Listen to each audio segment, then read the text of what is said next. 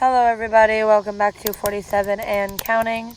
My name is Will from 8-Bit Garden, and today we're going to be talking about 6 times an altar in our system has come forward and how it went. So the first thing I want to say is that this is not an informational channel. If you're new here, this is just about my own experience with DID.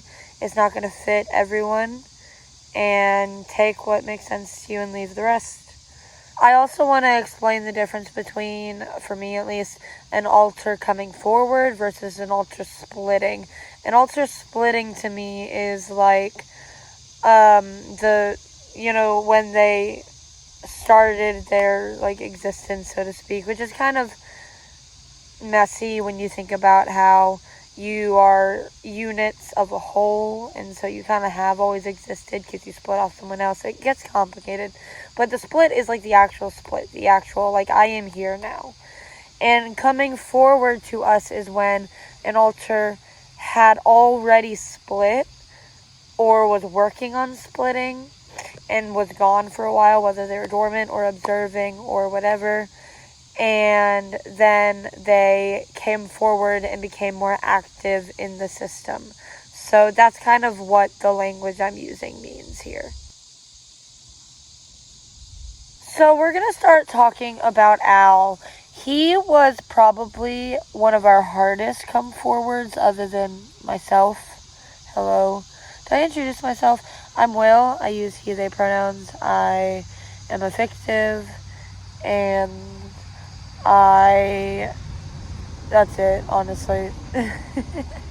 But yeah, so number one, first altar we're talking about is Al, one of our hardest come forwards. He held probably some of the most just pure anxiety that we've had in an altar in a long time. He really was the source of a lot of paranoia and paralysis. It was very frustrating because anytime he was even lurking, we just couldn't do anything. There was also another altar who, funnily enough, he was also a fictive named Will, just from a different source from mine. He was the Divergent Will, because Al is a source. Al is a fictive sourced from Al from Divergent. So we had an altar Will who came forward, we thought, but ended up just being a split for a temporary altar with the sole purpose of bringing Al forward, because what happened was Al came forward after Will did and co-fronted with Will a lot before he started to adjust and sink into the system. But we haven't heard from Will since. There was actually a time where one of our biggest worker bees, the most, the head worker bee, if so to speak, Jeremy, him and Al co-fronted together, and Al stopped people from doing anything, and Jeremy's whole thing is go, go, go, go, go. And we remember that being very, very frustrating. Jeremy was trying so hard to keep us cool, and I don't remember too well, but I think he did okay. But it was very much a clashing front situation. And while Al was still struggling with not letting people do anything because he was so scared we would do the wrong thing, I don't remember what I was saying, but that is accurate, what I just said. At a ding or something. Al eventually settled back in. He began a relationship with our altar Alexander, and fronts usually with him, but sometimes can front alone at this point. And he's doing really well. He still struggles a lot and just has a hard time, but I think he's doing pretty well. Number 2 is Adam, who is a fictive from the Saw franchise. Hello, Butterfly. He is doing mostly fine. He kind of denies that he has source trauma, but he's kind of chilling. He's an altar who came forward and just kind of was like, yep, I'm here, let's make jokes now. If you know anything about his source, you would probably know that makes sense. But yeah, the most thing he struggles with is watching the ending of the first Saw movie. You'll have to forgive me for the changing camera angles every so often. It's just warm enough that I need to give my electronics a break inside for a bit every few segments. Fuck. Rhiannon is the next person we're talking about. They are one of our guides. If you want us to make a video about our guides and what that means, let us know. But Rhiannon came forward solely with the purpose of taking stress off of Stephanie's plate. And to explain that, I have a little bit of backstory. Stephanie is who we thought to be our only guide for 23 years. I am 24, by the way. But Stephanie takes on, she takes care of the entire system. Just all the time. And there's about 400 of us at this point. So Rhiannon was kind of there in the background doing things and helping out as much as they could.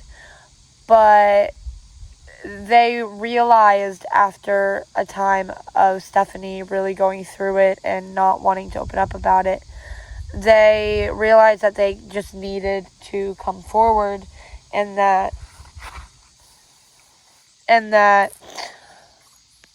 they needed to be there to take some of the workload.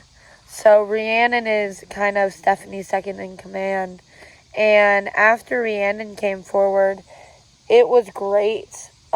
Stephanie had someone to confide in, which we all try to convince her that she can, but she just struggles a lot with her role in the system.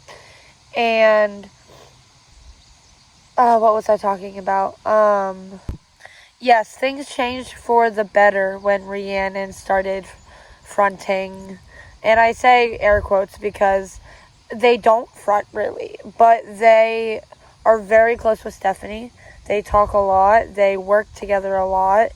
And Rhiannon does a lot of behind the scenes stuff, but they're known now. And that took a lot of pressure off of Stephanie. They're also fucking dating. Isn't that cute? Next up is Logic. Logic is another fictive of a Sander Sides AU that we really connected with. He is a huge rage holder and used to be a persecutor. He fronted a lot when we were in high school. We just didn't know it, you know. But when he came forward, he really struggled with orienting himself. He really couldn't front without experiencing flashbacks, intrusive thoughts, and intense physical spouts of rage. It was really, really difficult for him to come forward and accept that he was who he was. Especially because we didn't really have anything like that before. Like, we have a lot of Taylor era fictives, but this felt different for some reason. I don't know why, but it felt different to him. He eventually settled back in by reconnecting with a source mate, Virgil. And he's doing a lot better these days. He has more of an identity, or rather allows himself to have more of an identity.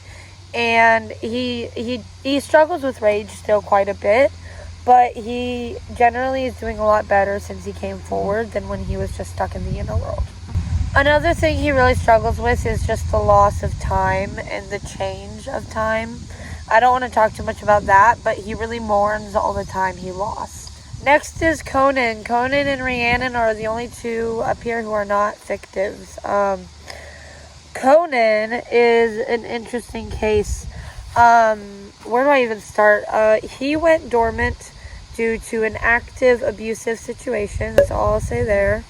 Because of this dormancy, he lost a lot of time with very important to him headmates. And he also lost a lot of healing time because there's a big backstory. Conan wants to do the video himself, but he basically wasn't treated well by the system before we knew we had DID. And right when we started acknowledging that and trying to apologize for it, he was forced into dormancy. So he lost that time reconnecting with us as well and being able to trust us, because we all have been here and growing and healing and trusting him and loving him, but he's still stuck back 2 years ago. He also is very angry. He pins everything on the abuser, all of his pain pretty much. So he is still struggling quite a bit, but he has some coping strategies that I think have been helping him at least a little bit. Last one, everybody. We are talking about Alice, who is a fictive of Alice from the Resident Evil movies. This leaf just tried to fucking attack me. She felt very angry and very powerful at the same time when she came forward. She really relates to a specific line from her source. You should watch the scene if you haven't seen it, even out of context. The line is, "My name is Alice, and I remember everything." She really, really relates to that. We think she's been here for a long time. She dealt with and still deals with quite a bit of trauma memories, but all in all, she's pretty functional and put together. She's even a caregiver in the system. She has a cis kid, Ally Bug, that she takes care of, who's a fictive of Alice in Wonderland. They're very close. And she is kind of a mixed bag when it comes to where she's at right now. So that's that. Thoughts? I hope this was an interesting video. I really wanted to do it. I felt like it was good to talk about. And I really wanted to film outside because it's so nice. So, yeah. I'll see you in the next video. Bye-bye.